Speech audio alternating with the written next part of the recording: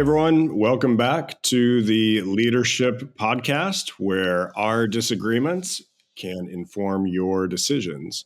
I'm hosting you tonight. My name is Will Atkins. I come at you from the left, the Democratic side, joined by the co-host Brett Miller from the right, Thea Ali, also from the left, and Dion Dixon, our resident libertarian.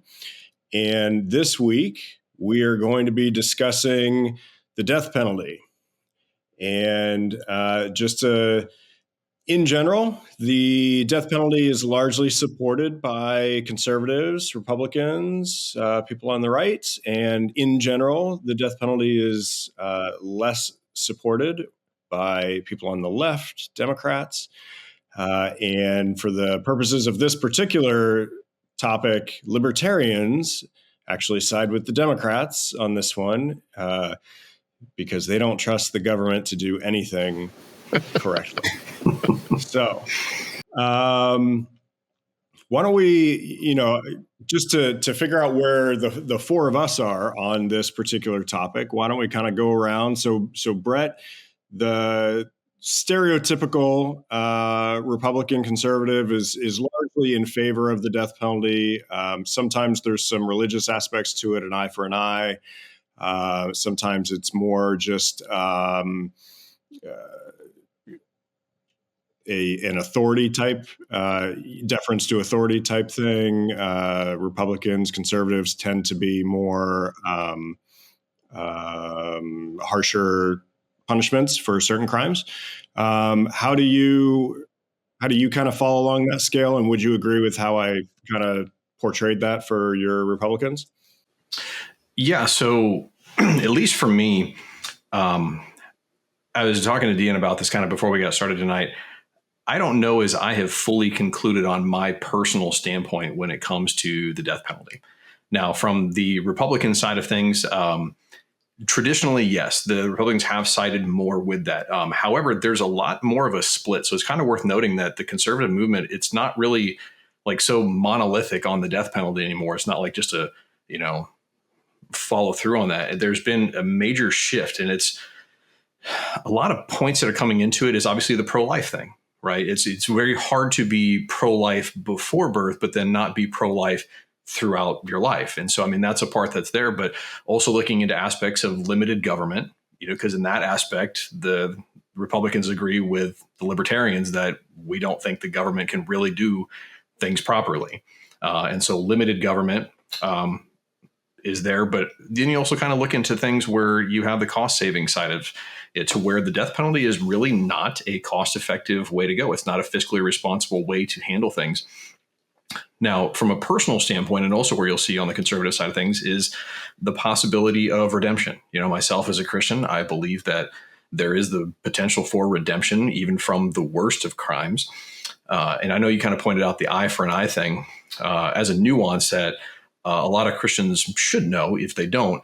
That's an Old Testament philosophy, and it doesn't really carry over into the New Testament. And, I won't get into a theological discussion as to why that is the case. However, if somebody is interested to see why God acted certain ways in the Old Testament and he appears to act differently in the New Testament, it doesn't, he stays the same all the time, but it's very interesting. It's a fun thing to learn about. I think it was really neat when I started digging into it. But so for me personally, I said I struggle with it because I am pro-life. Anybody who's been listening to this podcast for any length of time knows that I care about people. And I'm very much of that mindset. And I do believe in redemption. And I think that there is options that are there. But at the same time, it's just a very difficult topic to get into. I don't necessarily think that killing people is the right way to do. And especially when we're talking about the state handling it, to where there are so many errors and misjudgments and misappropriations of things that are done in the government. And yet we're going to trust them with a life or death issue. I struggle with that. Especially the federal government level is one thing, state government, it's another thing too. There's more, I think it would be better handled at the state level if it was to be there. But it is there. Let me ask you. It is there. Most correct people, that are executed in this country are executed for state for crimes they were convicted of under state law. Yeah, because I think we're about 50-50 split on it, because there's 23 states that have abolished the death penalty. And even like California, they haven't abolished it, but they haven't executed anybody in years. So it's always a mix. At least for me, like, I'm not opposed to having a death penalty, but it's something that should be so rare and so much oversight that goes into it. I mean, it has to be an incredibly detailed process. The due process has to be there because it's irrevocable, right? You can't undo that. And so it has to have like a set of standards with it where it is like beyond any doubt, like not just beyond the shadow of a doubt, like beyond any doubt would have to be there, but that it would also have to be limited to specific crimes, right? It can't just be, a carte blanche, hey, we feel like it today, we don't feel like it tomorrow kind of thing. It would have to be very specific crimes if we led that way. I don't know. There's a lot of factors that play into it. I'm sure we'll talk through some of these as well, but that's my general standpoint. Brett, so let me ask you this, and Dion, if because I know you've looked at this as well. You had mentioned that it was cheaper to have someone in prison for life than it is to actually seek and obtain the death penalty. Can you either one, and Thea, feel free to jump in as well. Like, why is that? Why would it not be more expensive to house someone for 80 years if they committed some crime when they were 20 than it is to actually execute someone? So at least from the research that I found, it has to do more with the appeals process that goes into it and the people that you're bringing in for counsel around that. The stat that I had found is, I think it was Virginia, the state spends about $3.9 million each year just to maintain 4 capital defender offices. So, I mean, just from that standpoint where, I mean, again, it turns into a big government program where, I mean, life of incarceration, you kind of have a set amount that goes into it. But when you have an appeals process that can re-up every 5 years, 10 years, 20 years, 30 years, and this just kind of keeps on going, you just keep bringing those costs in. Thea, you might know this more. Is that because the cost of one additional inmate is negligible when you're talking about, if you had one more inmate in jail for life, it's not the same as like the first inmate. Does that make sense?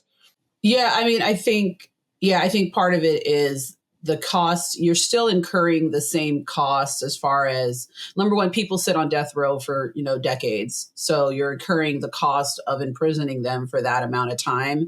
And then you're adding an additional cost of the added due process that is associated with the appeals process for death penalty cases. And the thing that's tricky about death penalty cases and the appeals process is it's multi-layered.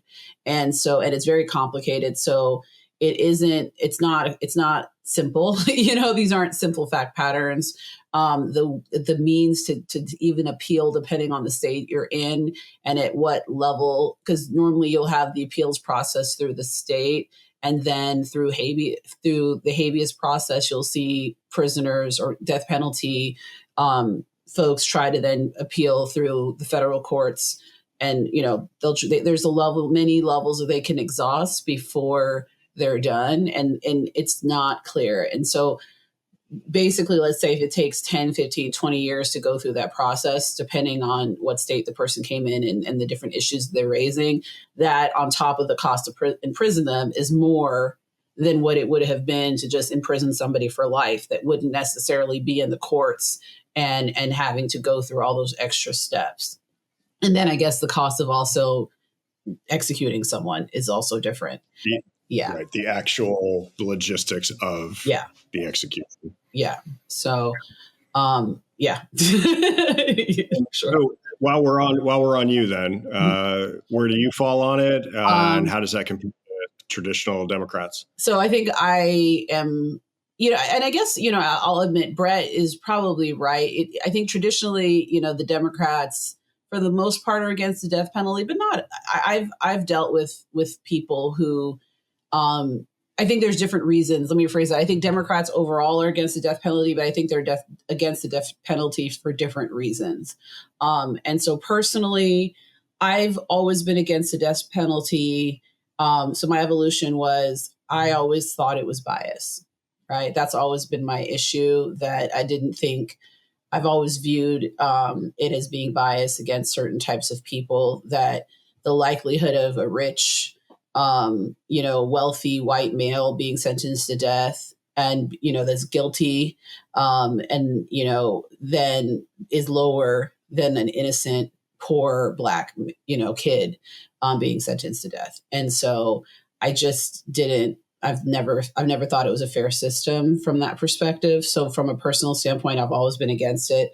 The more that I've touched it in my career as an attorney, it only made me more against the death penalty, just because I think it's a broken system. If ever there was something that you want to talk about inefficiencies for a lot of reasons beyond just cost, I think there's we talked about the fiscal cost, but also the human cost. I'll quote, Scalia, this idea that it's better 100 guilty people go free than one innocent person be put to death. And unfortunately, we know in our country that that's happened throughout our history. And I think it continues to happen. The Innocence Project is a testament to that we're constantly exonerating people who've been sitting on death row. And so for all of those reasons, I'm against it. I don't believe in it. And I think also, kind of back to Brett's reasons, for personal reasons, I do believe in redemption. And I don't necessarily think that the purpose of the criminal justice system should be retribution or punitive in that nature. Like, I don't necessarily think that the reason that we should punish people, it should just be to make ourselves feel better about the crime they did or to make them feel bad. I do hope that we could have a criminal justice system that could result in rehabilitation and giving people the ability to redeem themselves. And I don't think our current system does that. And definitely the death penalty doesn't do that. Okay, long-winded answer as usual. I've got a question. So if we could wave a magic wand and we could make the system work perfectly so that, let's say, convictions are flawless and the system is monetarily efficient to actually execute prisoners, would you be more in favor of it then? Like, are those the issues that you find most fault with, that we have imprisoned and sentenced to death innocent people, and that the current death row process is very time and money consuming? No, because it comes back to my personal beliefs on redemption. And I think that I normally don't say things from a religious point of view, but I do think only God can judge you. And I don't believe that any people should be in the position of deciding that because of somebody's act that I'm going to be the executioner. I just fundamentally, I don't believe in it. So no, and it's not in self-defense, like, I'm not against killing. So I guess it's a weird way to put it. I'm not against killing, but I don't think it's a justified reason to kill. So I guess that's where it goes. Okay. What about you? I'd say the same for myself with that too, Dion, is that ultimately it comes down to the sanctity of life, that I believe in redemption. And so I don't think the state should really be the one driving whether somebody is sentenced to death. Obviously there are emotional factors for people that play into that. And to Thea's point, that's a really big thing that we have to consider, is the difference between justice and vengeance, right? Or justice and revenge. Because the state might be able to provide justice, so to speak, right? That someone, took a life, so therefore they give up their right to their life. But that doesn't necessarily equate to peace or satisfaction for the victims. And there's a lot of controversy around that too, in terms of how the victims feel about it. So, some of the victims of violent crimes have been very against the death penalty, and they don't want to seek it for that, because they don't want that weight on them, that it was that situation, that they almost feel responsible for that person's death because of the system.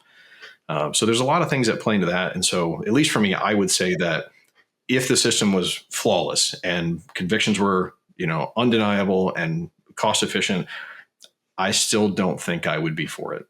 And it's interesting. Like I have when I was a child, my first cousin was murdered. And so I have a close family member who, was a victim of a violent crime. And, I feel like I've had my whole life to kind of think through, did I believe that her killer should have been put to death? And even I think after all these years, I still stand on, I prefer that he had to live with it, knowing what he did, and live with that for the rest of his life. And so I almost, because we talk about, well, the victims, I would never tell the victim of a crime to how they should feel, because this is how I felt, I mean, I don't know if like my uncle would have had a different, it's just my cousin's father. Like, I don't know if he would have had a different say. I've actually never asked him directly what his feelings are about what would be justice. But for me, I don't think if her killer had been put to death, I would have felt any better about it, from the standpoint of the victim's family. Cause it doesn't bring her back. You know what I mean? So yeah, it's weird because it's a very personal thing, but then, it's also a legal and political issue as well. Yeah. That brings up like the two wrongs don't equal a right type thing. Yeah. Yeah. Jan, how about you? Oh, I'm against it. For the longest time, I was a Republican. I think I mentioned that a couple of times on this podcast, and kind of drifted over to the libertarian side. I think the biggest thing is, even if we could wave a magic wand, because those are big arguments on my side. The cost of it, the time suck of the system that we have, and the fact that the government, a lot of times we'll get stuff wrong. We have a history in the criminal justice system of there being biases. I mean, there's a bias in every system, but you're going to find that particularly when emotions are high because a violent crime has been committed. And but I think fundamentally, it's even more so for me in that those are all great reasons to not have the death penalty. But the biggest one for me is I kind of look at who gave the government that authority, who gave them that power. Correct me if I'm wrong, Thea, but I really don't see anything in the Constitution that explicitly grants the federal government the power for capital punishment. And when you think about that, it's like, okay, they have the power to declare war in there, right? So you go, okay, so that's in there. They can send their own people off to death if they want to, and they can enforce laws and stuff. But nothing actually says like this government that is of the people, for the people, and by the people is allowed to kill the people. Right. And to me, that's kind of one of those fundamental things is I think as we grow up in this country or any country, I would imagine you kind of have this sort of subconscious understanding of how society is, and that's just the way it is. The government has the power to do that. They can execute you, they can imprison you, they can tax you, whatever it is, right? And we just go, oh yeah, that's the way that it is. They have that power. And it's not often that we take a step back and go, wait a second, who gave them that power? Why do they have that power? I didn't vote for that. So I think that's the biggest thing for me. And then also, I don't trust the government. They make mistakes all the time, and that's a mistake that they're not going to be able to easily correct. Yeah. And is that pretty widespread? Is that pretty much what libertarians in general feel? So the Libertarian Party platform is actually very clear and succinct on this, and I love it. It says, we oppose the administration of the death penalty by the state. And that's all they say on it. And I think it's great because, yeah, why what by more do the you need to say? Like, why not? Like, well, everything's about the government acting. Yeah. Right. State with a lowercase s. Right. Okay. Well, I mean, so, I think as far as like, does the Constitution allow, grant the government the right to, to to execute capital punishment. I think sometimes a lot of stuff that's this is where like the historical context, comes into play, because, the way the Eighth Amendment is read, it says, cruel and unusual. And so a lot of Supreme Court precedents talks about the use of capital punishment throughout history. Basically, it's one of those, I hate to say it, that the way the law is written is because, we've always done it this way, that, you know what I mean? That somehow that's, that's what makes it not unusual. And I keep wondering at what point, where as the more it becomes less and less common, then it would become unusual. And then we would look at the cruelty, because to me, it's inherently cruel to kill somebody, right? And we see this with the issues with the different drug companies. Like pretty much every major pharmaceutical company and chemical company has said they forbid the use of their products in the administration of the death penalty, and that's become a huge issue in recent years. And so now, that's why we're seeing, I forget what state was they were looking to go back to. What was it? The shooting. Firing squad. The firing squad as a method to administer the death penalty, which I actually think, compared to some of the stories that were coming out of Oklahoma with the botched execution of firing squad, is more humane than what those incidents were. No one's allergic to a bullet, and so just I guess for our listeners, there was one instance where a individual had an adverse reaction to the drugs. And so it basically caused him to suffer in the wake, like in the minutes leading up to his actual death. And it caused him great pain. And then he died. And so basically they say it's tantamount to torturing someone and then killing them. Whereas, a bullet to the head, you can die instantly. So yeah, I question at what point the capital punishment becomes so unusual, then we can say it violates the Eighth Amendment. But I don't know if we'll ever get there, especially because Fun fact: 5 states actually have firing squad as a legal execution procedure. That would be Mississippi, Oklahoma, Utah, South Carolina, and Idaho. Okay, I knew Utah because I clerked in the 10th Circuit. And so I think that came up when I was clerking. So a federal clerk, you work for a judge and you help them write the decisions of the court. And so the circuit that I clerked in was the 10th Circuit. And for those of you not familiar with the 10th Circuit, we had good old Utah, but more importantly for this topic, we had Oklahoma. And so my year, in my chambers, we had 2 death penalty cases, we had 3 death penalty cases. And my judge, to his credit, there were 4 clerks, and he said, I have 3 death penalty cases. And if any of you guys are fundamentally against working on a death penalty case, I will give you the choice. And the other 3 clerks they said they would take the cases. But the trade-off is I got sex crimes as a result of that. So I didn't do a death penalty case, but I had to do the sex crimes, the child sex crime cases, which were not fun. But, I didn't have to write an opinion that sending someone to death, or because by the time they're at our level, the only thing above where we were would be the Supreme Court. And the Supreme Court doesn't take on a lot of those cases. Although they did take on some of the Oklahoma cases in recent years, but not the ones that were in my chambers. So it's just a little background. But they're very convoluted, complicated cases. By the time they're getting to that level, there's a lot going on in those cases. So I tend to agree with all 3 of you. So if all 4 of us are personally against, and the Republican / conservatives are split, Brett, in terms of, there's, as you mentioned, there's various things that they're thinking about, and some of those are in conflict, right? The, pro-life versus small government, we'd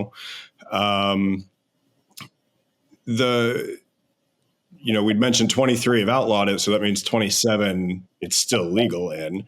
Why is the majority why do the majority of the states have it as a legal option?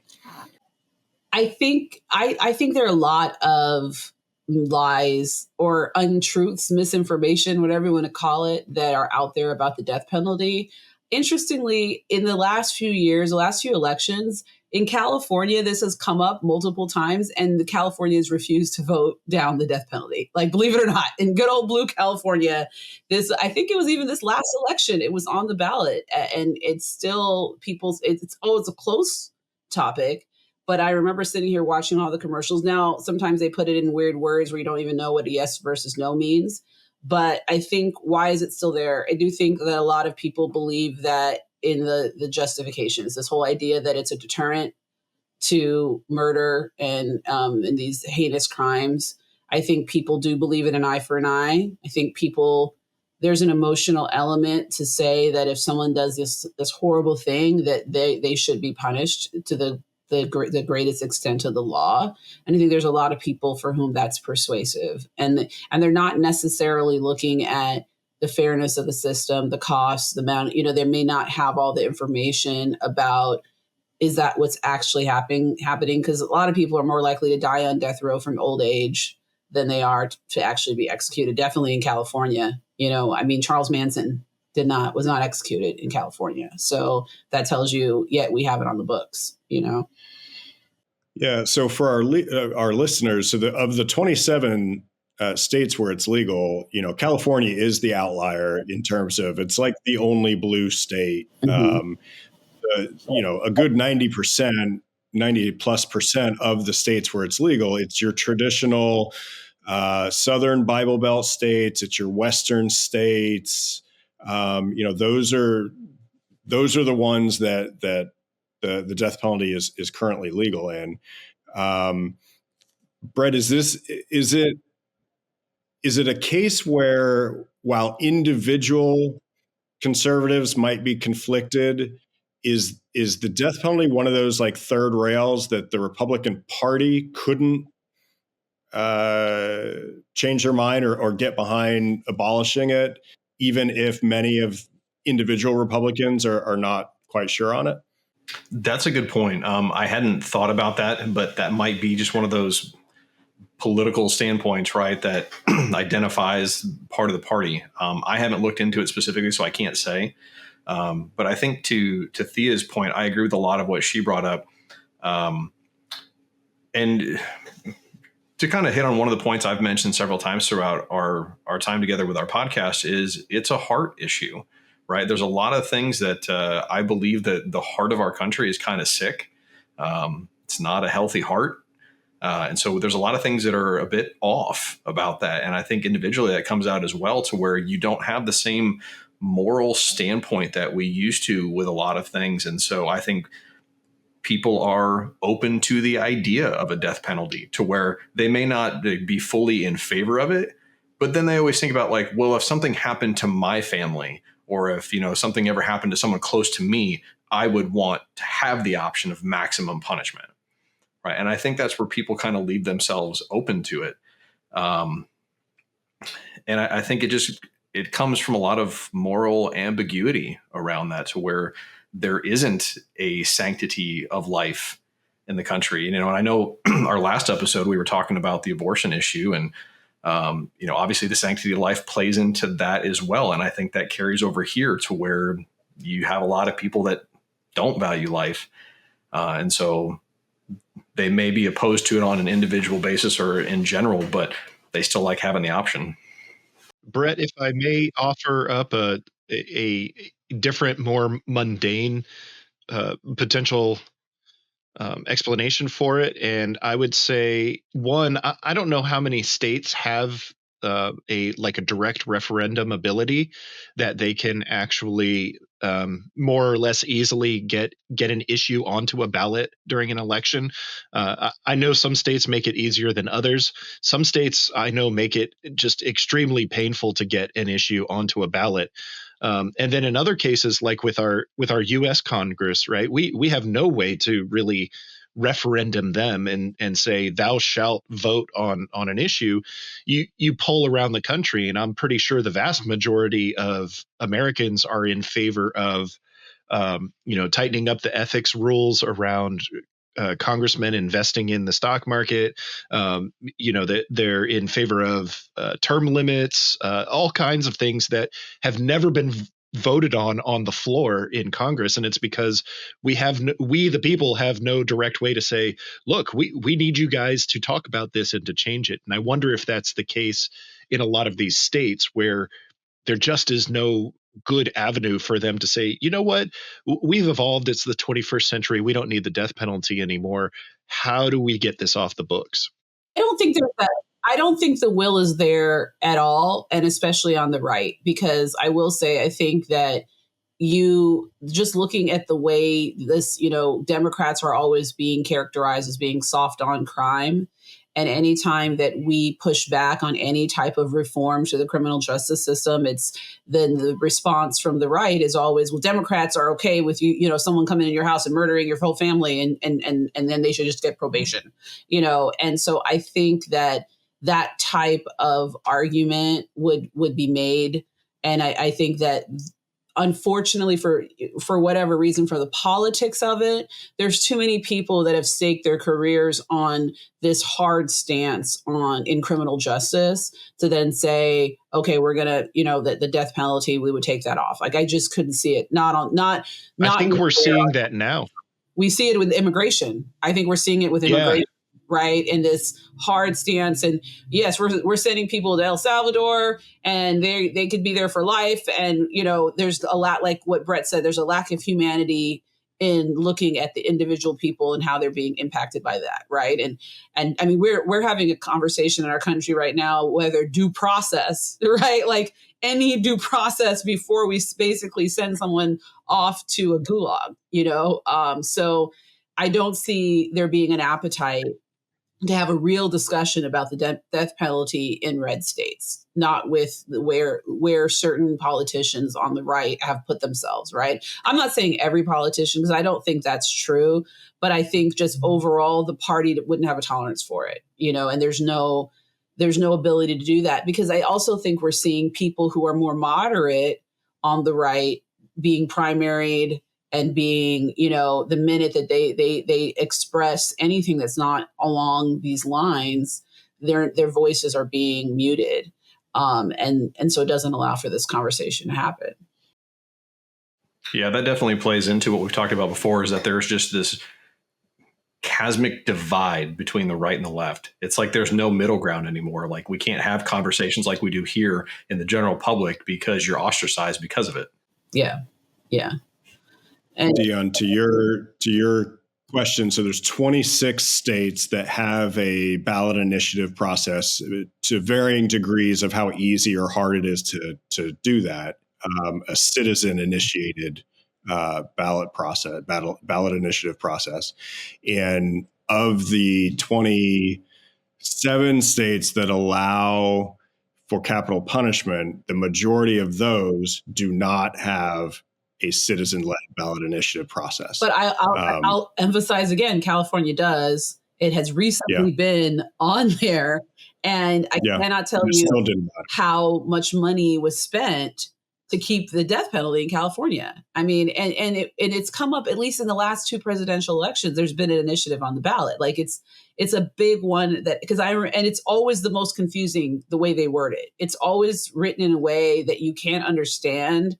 How, like me who sits there and researches the ballot initiatives still have to consult other people and be like, am I getting this right? Is a yes mean? Because I think this last time, it's either this time or the time before, where yes meant that you were against the death. Like it was like, yes meant one thing, but it wasn't yes clear. Meant no. Yeah. Yes meant no. You know what I mean? Because it's like, I think yes meant yes, I don't remember, but I remember it was confusing whether yes meant you wanted to abolish it or yes meant you wanted to keep it. And it was really hard to figure out. And they did that on purpose. Is it true or is it not that you are not opposed to getting rid of this law? Yeah, it was really... And that was the same thing in Florida with the abortion ban. If you voted yes, that meant you were against the ban. Yeah. Which, it was weird. And the thing is, I think what surprised me though, is how much, and this is where I guess I could do some research.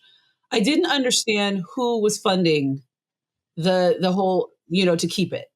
But there was clearly millions and millions of dollars going in based on the number of ads that were, on television, everything.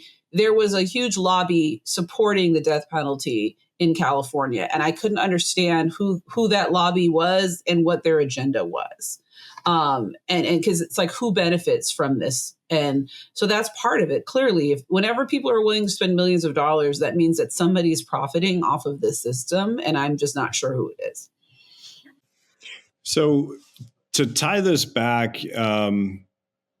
Brett, you had just mentioned last week's discussion on abortion, and Dion, I think you had earlier talked about how just because it's on the books doesn't mean we have to use it. Essentially, that some of these states, it may still be on the books, but it isn't being used, and how. It seems to me that is a similar enough argument to abortion to where you could still have it on the books and not want to use it, that sort of thing, versus outright banning it. Why is there a difference between wanting to keep capital punishment on the books as an option and find ways to not need it, but banning abortion rather than treating it like capital punishment? And I'm doing that, because they both involve, depending on which side you're on, potentially the death of a person, right? So why the difference in outcomes?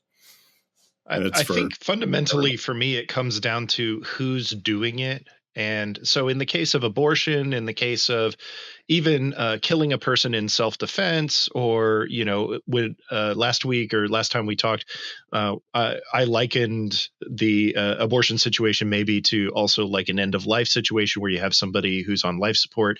Those are all actions that are taken by the individual and not a direct action taken by the government, right? It's not like the government is performing the abortions. It's, so in my mind, it makes a difference. And again, I will say, like, I just don't trust government. I don't trust people in power. I feel like our government continues to prove me right all the time. And so whatever power they have, I feel like they will continue to exploit, flirt with the lines, cross the lines, and try to get away with it. So I almost feel like the best way to keep government in check is to ensure that they have only the bare minimum of power that they need to execute only the bare minimum of things that are required of government. And the argument that I've heard most often from the person who has the political stance of they're pro-life when it comes to abortion, but pro-death penalty, is normally the issue of innocence, right? So it's not, so I'll say this is not what I believe, but I've heard the argument enough, I think I can articulate it. It's the idea that the person who's being sentenced to death as, through capital punishment, they have done something to earn that punishment, right? They are not an innocent in this. They've been proven guilty. They've committed a heinous crime, and therefore they've earned that punishment. Whereas the unborn child is innocent, and so that's how I've heard that balanced. So that's why you have a state like Texas that has the most executions in our country, but also has one of the most stringent abortion bans in our country as well. So that's, I guess, how you would balance that from an ideology point of view. But I do think, Dion, yeah, go on. Go ahead, Thea. I think it's interesting though. Like I've always found it, the problem that I've always had with that same argument though, is that there's also no desire to ensure that the system is not flawed, and to address the flaws in the system, to make sure that you don't have innocent people being executed by the state. And we know that it's happening. And even when it happens, that's always been the problem that I've had with that logic. So, and under the habeas system, actual innocence is not necessarily a reason to get another day in court. So in case people don't know that, you can be innocent, but that may not justify a habeas petition at a particular point in the process. And so I think that's something people need to understand. So, yeah. Dion, one of the things you had brought up was that it was the fact that the government was the one conducting the execution. Does your position change if it was something like physician-assisted suicide, where it's the doctor committing the killing, just like it again, depending on your side, just like it would be with abortion? I don't think I have a fundamental issue with doctor-assisted suicide. It's not something that I would choose, nor something that I would want any of my family members to choose. And I also, like, I've been reading these articles about, like, Sweden has the the suicide pods. I don't know if you guys have seen that, but like it's like straight out of Futurama, and it was played as a joke there. And like sorry, not Sweden, Switzerland. I'm pretty sure it's Switzerland. They have these new suicide pods now where you it's kind of like the nitrogen asphyxiation like death chamber? where so you decide that you've had enough, and you set up an appointment with your doctor, and you lay down and go to sleep and never wake up. The problem that I have with that is not that I don't think that somebody should have the final say about their own life and body, but that when healthcare is fully funded by the government, you have to question their motives about getting people off the books and therefore getting costs down. I don't mean to be very. I don't think I've heard actually, it I do referred mean to to as be getting cynical people about off this. the books before. Wait, what country is this though? It's Sweden? It was. I think it's Switzerland. Switzerland. Okay. I don't know. Yeah. So I don't know. Did I answer the question? No. I mean, it's, the four of us appear to be on the same page in terms of, generally not being for capital punishment. Now, for various reasons, everyone's kind of coming at it from a little bit of a different direction. And it was just interesting to me that if we're all on the same side of this, albeit from different directions, how, because we were definitely not on the same side when it came to abortion. And then physician-assisted suicide was just another one. It's a decision between a person and their doctor about whether or not to end a life or not. Just their own. So interesting that we are not on the same side on other issues involving life and death, and on this one we're all on the same side. So it was. Yeah, I mean, I think we are the four of us as individuals, but I think there are black and white. It's pretty black and white as far as the parties are concerned, right? So, and that was why I wanted to tease out, like, why, if all of the factors that Brett brought up are also pretty well-known Republican conservative positions. So why do Republicans largely support capital punishment when all of the factors that Brett brought up, they also support? I still come back to the soft on crime aspect of it. This idea that there has to be, what is it? Just having the full force of the law, and going after criminals. And you see it in every election, where you see, at least from my perception from the right, anytime you're talking about crime and safety, the right always seems to take a position that you have to do, you have to be very hard on crime. And I think the death penalty is an extension of that. And I think that's really what it is. It's that this idea that there are these people, you're also like a dehumanization of the people who are on death row, right? Because you'll see the ad is going to be of the most heinous criminal that murdered, a child, raped and murdered a child. And there'll be an ad saying, do you want to see this person, spend the rest of their life in Camp Cupcake prison, or would you rather see them put to death? That seems to always be the way that it's framed. Yeah. And So yeah, so this is the Kitty Dukakis question, right? yes, Where yes, Dukakis was asked, would you, the Willie Horton ad, right? right, Would you support the death penalty for Willie Horton, or would you support the death penalty for someone who raped your wife? And then Dukakis is like, no, I'm not in favor of the death penalty. yeah, This was, Willie Horton was out on parole and raped and murdered more people.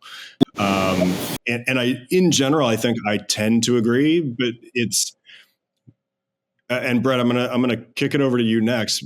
But what that says, though, if that's correct, is that for political reasons, we're okay with a certain number of innocent people being executed, but for political reasons, because the right doesn't want to give up. They're tough on crime, whether that's a third rail or just something they're not willing to do.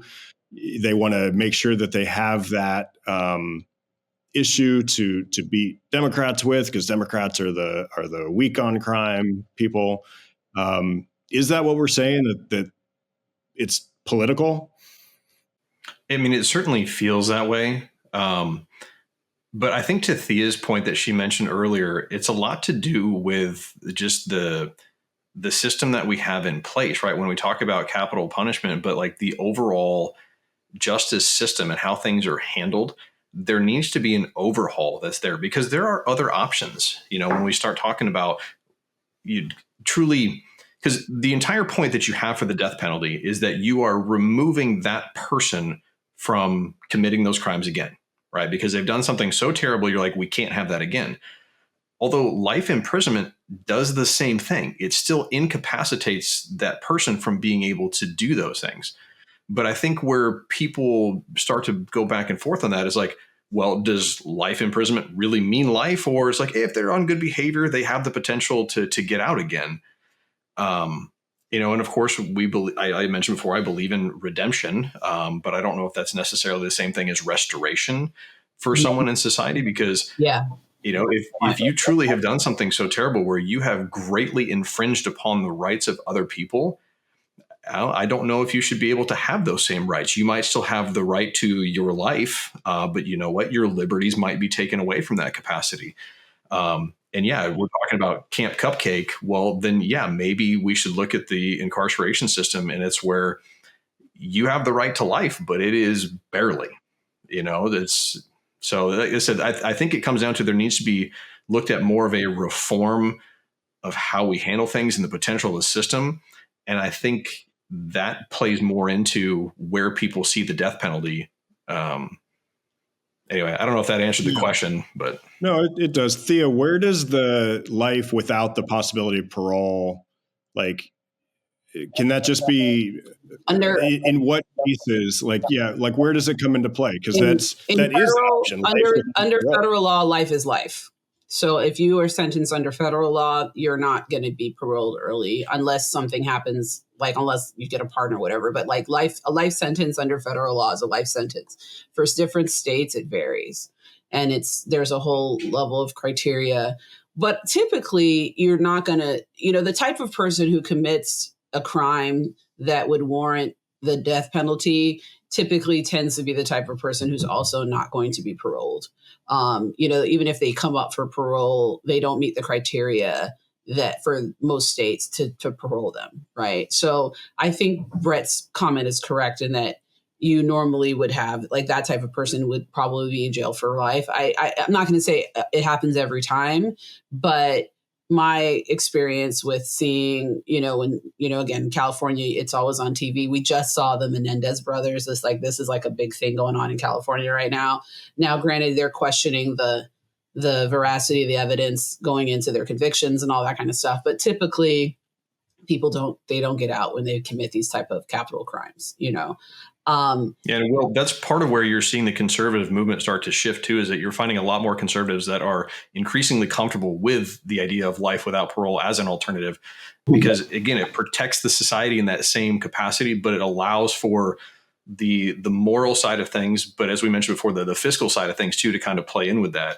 The other thing that goes along with that is when you have something that life sentencing, it's immediately effective upon conviction, right? Whereas with the death penalty, that individual can live on death row, like we talked about, for 10, 20, even 30 years through the appeals process. And so you don't see the justice really being carried out. Yeah, they're incarcerated, but when there's that back and forth that's there, that also plays into the victim's emotional state and their ability to move on with something. Whereas if it was just definitive, this person is incarcerated, you'll never see them again, nobody will ever hear from them. I know that brings a sense of peace along with that justice too. Yeah. And I think like the appeals process, especially when you have mandatory appeals in certain states for death penalty cases, like you don't necessarily have that for life sentence cases. So you may not, I think that sometimes you will see appeals that are being filed because they have to be filed, and then you're dragging the victims' families through that process, regardless of whether the evidence warrants an appeal. And so I agree that it can do sometimes it can keep the families of the victim in it longer, as far as in that the process of going through the courts versus, living their life and going through their process of healing. I think it can be disruptive to that. And I think the thing is, like, so when you take criminal law in law school, they talk about like, what's the purpose of our criminal justice system? Like, what are we trying to accomplish? So it's supposed to deter future crime, incapacitate offenders, rehabilitate them, and provide retribution for the victim in society. Those are like the big reasons that we seek to accomplish in our criminal justice system. And I guess my thing is, other than incapacitate offenders, I don't think that the death penalty accomplishes the other tasks in any way, right? And it's not deterring, because this is one where I'll go with you guys. The person who's committing a capital crime is not deterred. I mean, the thing that you have to do to commit a capital crime. And I think one thing that people should also know, that in most states, murder is not enough. They call it, there has to be some type of enhancement that warrants the death penalty. So examples of an enhancement: killing for money, killing in the course of committing another crime, killing as part of a conspiracy, killing like heinous acts. So that's where you're like rape and torture in association with a killing. Those are normally the types of enhancements that are required to warrant the capital punishment in many states or most states. And so again, the types of people who are doing that, are they deterred at the notion that they could possibly be sentenced to death? I don't see that. There's no evidence that have ever showed that the death penalty is a deterrent. I think there's studies that show that states without the death penalty have lower murder rates. So, actually, what the studies have shown, Thea, is that there is no consistent link between states with capital punishment, whether they have lower or not. Like, there's no link either way. Okay. Yeah. I know that there's no showing. Which I think in and of itself probably shows that it's not really a good deterrent. If you can't see any statistical difference between the states that have it and the states that don't, then it's not functioning as a deterrent. Exactly. And I think the other thing, when you talk about, like, we haven't even gotten to children, and, so this idea that I think, I shouldn't say children, but you have very young people being sentenced to death, 18-year-olds or people, are committing crimes at very young ages. Mental health. I think this is a big one that, I have not agreed with certain decisions of the court to allow people with mental disabilities to be put to death. And so to me, those are other ethical issues that are attached to it that I don't think we engage with when we have these larger political discussions about the death penalty and the Willie Horton discussions of the world. Like, I guess we're old enough to remember that. I actually remember those commercials. It's like one of the first election I remember was 88. And I remember those commercials, and because the name Willie Horton always kind of stood out to me. But, I think we still, like, I don't think we've evolved beyond that today. Perhaps this past election, you can swap out Willie Horton for MS-13 and, whatever gang, foreign gang that they, was kind of touted as being violent. And actually the young girl who lost her life in Georgia, what was her name? The one that Marjorie Taylor Greene screamed her name during the State of the Union. Laken Riley? Lincoln Riley. I think Lincoln Riley kind of is in the same kind of person who is touted as there's this, this poor girl lost her life, and and now we have to take this hard stance on immigration because we don't want any that to happen again. And when there's not necessarily a correlation between, the idea that, I hate to say it, like, the person who killed Lincoln Riley was a terrible human being, but I don't think he was, changing our immigration laws is going to necessarily prevent that. Cause that's not, we already know that statistics, again, like Dion said, don't show that immigrants are more likely to commit violent crimes of that nature, so. Well, since we're talking death penalty, with the sake of, spinning up a whole discussion here with like 5 minutes on the clock, Luigi, is it Mangione? I don't know how to pronounce his last name. Yeah. Right. I mean, he's potentially up for the death penalty now. And, you were talking about, an enhancement to murder to where like it's shown it was like premeditated, all this kind of stuff. Like, how do we handle that now? Right. Because that's a big one today. I think you make him a martyr. That's another thing. I think that's another reason I'm not for the death penalty, because it just makes him more of a martyr. And that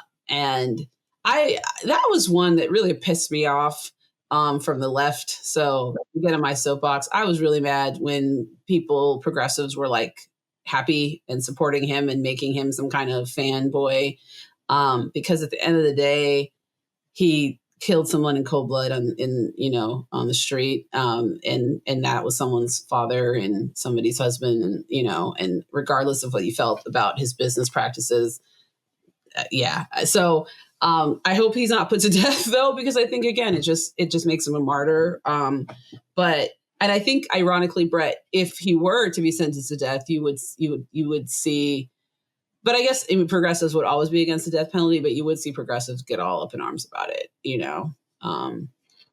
Now I will say this is kind of a side note, but related topic.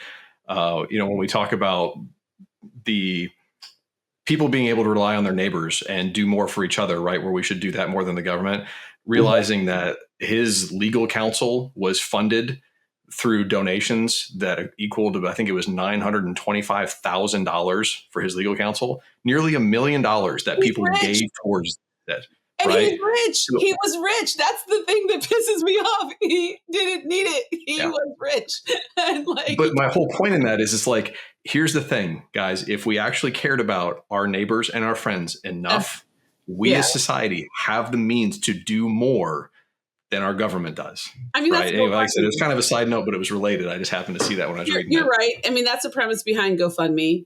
It is, and I've. Well, it was the same thing with what was the track meet incident where the young man stabbed the other guy, and again, it was like $450,000 that was donated through a GoFundMe account. And it blows my mind that the people are willing to put money behind these causes, yet, they won't even buy their elderly neighbor groceries. Great. So. Okay. And on that note, Dion, what's making you happy? Well, as we are recording this, it is the week after Easter. We did not record last week on Easter because we all wanted to take the day off and spend time with our families. And that actually was what made me happy. Back when I was a kid, still living at home with my parents, we discovered this beautiful little spot up in Maryland. It's called Sugarloaf Mountain, not to be confused with the one in Maine. That's an actual ski resort. This is a mountain, in air quotes. But it's a neat little spot, just a little ways off of the Potomac, and there are a couple of little trails that you can take of varying degrees of difficulty to get up to the top. And up at the top, there's just this nice little area. There's trees, there's like little boulders and rocks that you can sit on and stuff. And so when I was younger, we used to go up there all the time. We would take a picnic lunch. We would go up there, set up a picnic at the top just to enjoy the scenery and stuff. And so this year, my mom texted me and she said, we haven't done that since you were in high school. Do you want to do that with the family? And I said, yeah, let's do that. So I got to take my son and my wife, who had never been, and then, got to enjoy some time with my parents, which I love doing. So it brought back old memories, and then of course created new ones with my son. He and I got lost on one of the trails together and had to double back and come back around. So we took the long way on one of the trails, but it was great. We had a great time, and we took our elderly dog. She's a rescue, so we don't know quite how old she is, but my guess is she's about 14 years old, and she seemed to be slowing down lately, but she got up on that mountain, and aside from a couple of times when I kind of had to help her up over a big rock, she did it. She went all the way up, all the way down, and now she seems to have a little bit more pep in her step. So I think that gave her the confidence to be like, I'm not getting old. I'm still a young girl. So that's what's been making me happy.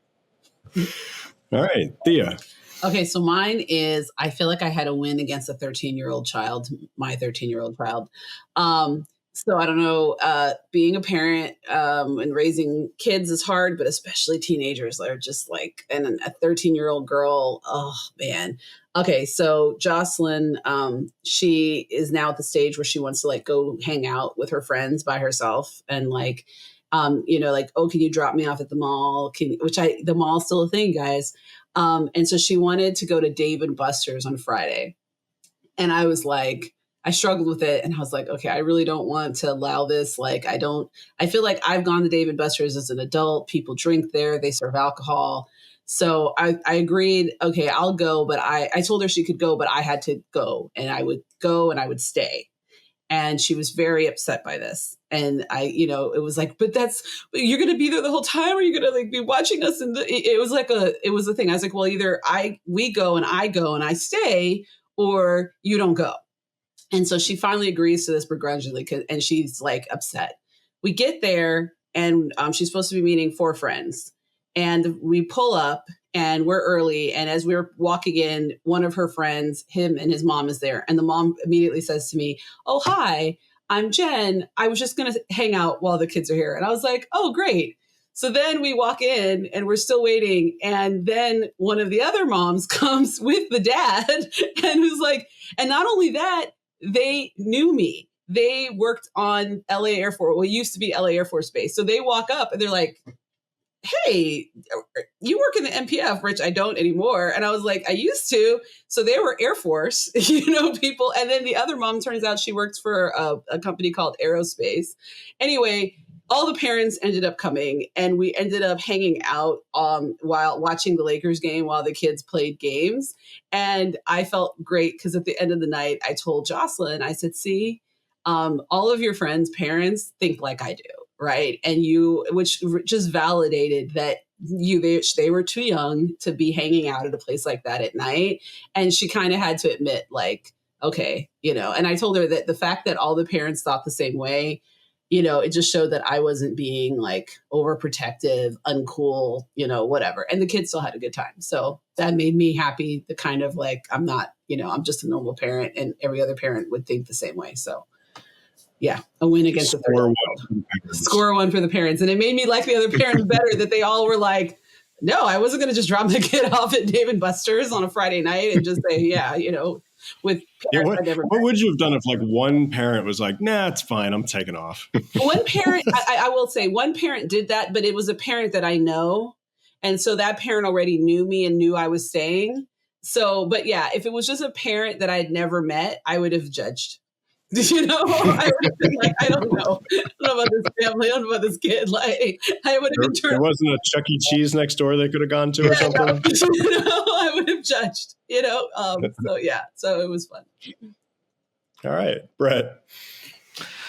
Well, probably what's been making me happy the last couple of days, I had a chance to work on, and I was going to joke about this, but to say like, it was, my son is doing basically like a Pinewood Derby car, right?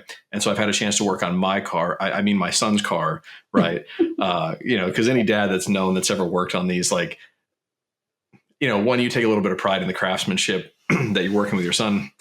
But also when it comes to power tools, I'm like, you're not touching that yet. I want you to have all your fingers for longer in life, please. We're not doing the circular saw. But no, we've been working on that the last couple of days. And so he's been, sitting out there with a sanding block, just working on the car. And, I did the big cuts first. I'm like, all right, here's the shape. Have fun. Here's my Dremel. Here's the sanding block. And so he's been out there doing that. And we got the paint on it today for the most part. Got a couple more coats to do. But he's really excited about the plane. It's been fun working with him. So I just been enjoying doing that with my son. That's cool. Yeah. So my daughter, so she's 12, she's on her iPad a lot. So my wife and I actually used to play World of Warcraft quite a bit, a couple decades ago. And, we're wanting to find something to do with our daughter and everything. So I got to spend today teaching my daughter World of Warcraft and, the difference between tanks and healers and whatnot. And she actually kind of enjoyed it and thought that it was cool. And I was like, yeah, World of Warcraft is cool. And, because she's got roadblocks and stuff. And when she was much younger, we used to play some Roblox together, but I don't know how much Roblox you all have played, but it's like mind numbing. It's for like 5-year-olds, right? And it's how would I say, like almost like crowdsourced video games. Like they're block figures and, very simplistic games, that sort of thing. So after a while, I'm like, man, I can't play more Roblox today. I'm sorry. Like, I can't do it, but I could play some World of Warcraft now, and that's, being retired myself now, and I need some hobbies and getting my daughter into Warcraft. And, so she sat right here next to me in the kitchen and we played some Warcraft together, and it was cool. So that's what's been making me happy. Love it. Nice. Very cool. Yeah. All right, everyone. So hope you enjoyed our discussion today on capital punishment, the death penalty. I want to say this is one of the few, if maybe the only one, where all four of us were basically on the same side of an issue, albeit for many different reasons. Not quite sure what we're going to be talking about next week yet, but if you enjoyed our discussion today, please like and subscribe, share us with your friends and family. We really do enjoy making these podcasts, and I think I'm comfortable saying for all of us, it helps us to kind of solidify our own beliefs and everything as we're kind of arguing it out between ourselves. And we hope that, again, that our disagreements can help inform your decisions. So with that, we will see you all next week. Thanks, everyone. Hey.